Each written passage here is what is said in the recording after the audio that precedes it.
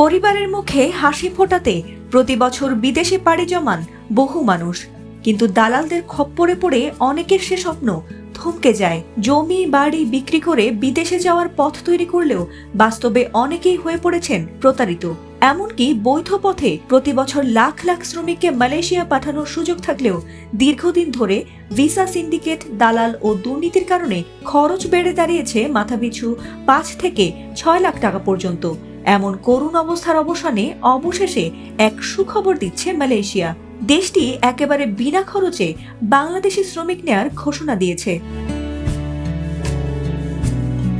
এবার থেকে আর দালাল ধরে নয়, বরং নিয়োগকর্তার খরচেই মালয়েশিয়া আসতে পারবেন শ্রমিকরা।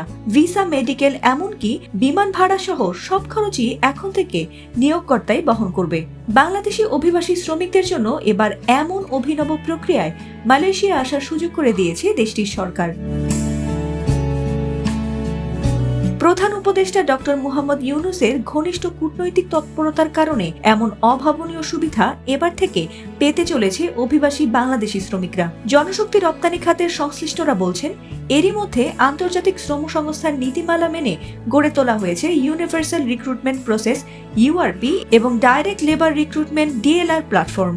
আর পুরো সিস্টেমটাই চলবে কৃত্রিম বুদ্ধিমত্তা বা এআই দিয়ে। ফলে শ্রমিক ও নিয়োগকর্তার মধ্যে এবার থেকে সরাসরি যোগাযোগ হবে, কোনো দালাল বা সিন্ডিকেট এর মধ্যে ঢুকতে পারবে না। শ্রমিকরা সরাসরি এবার থেকে অনলাইনেই নিবন্ধন করতে পারবেন, নিয়োগকর্তাও সরাসরি প্রার্থী বাছাই করতে পারবেন। ফলে অতীতে যেখানে একজন শ্রমিককে মালয়েশিয়া যেতে গুনতে হতো 4 থেকে 5 হাজার মার্কিন ডলার বা 5 থেকে 6 লাখ টাকা, সেখানে এবার থেকে খরচ হবে কার্যত শূন্য। শুধু প্রথম মাসের বেতন থেকে কিছু সার্ভিস চার্জ কেটে নেওয়া হবে।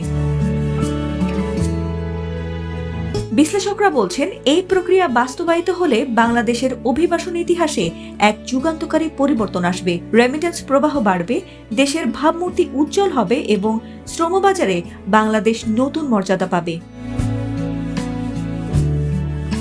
তবে এর মধ্যে এক বড় চ্যালেঞ্জও রয়েছে। দেশের ভেতরে রিক্রুটিং এজেন্সিগুলোর মধ্যে দ্বন্দ্ব, দুর্নীতি দমন কমিশনের মামলা এবং অতীতের মানব পাচারের অভিযোগ এখনো ঝুলে আছে। এসব জটিলতা না মিটলে মালয়েশিয়ার শ্রমবাজারের প্রবেশ আবারও বাধাগ্রস্ত হতে পারে। তবুও আশার আলো জ্বলছে। মালয়েশিয়ায় ইতোমধ্যে 24.5 লাখ কর্মীর জন্য কলিং ভিসা উন্মুক্ত করা হয়েছে। কৃষি, বাগান, নির্মাণ, সার্ভিস সেক্টর সহ 13টি খাতে বাংলাদেশিরা সেখানে যেতে পারবেন। অভিবাসন বিশেষজ্ঞদের মতে, এবার যদি সত্যি শূন্য খরচে শ্রমিক পাঠানো সম্ভব হয়, তাহলে মালয়েশিয়ার অভিবাসন খাতে শুরু হবে এক যুগান্তকারী অধ্যায়। ফাতিমা সুলতানা, এটিএন বাংলা।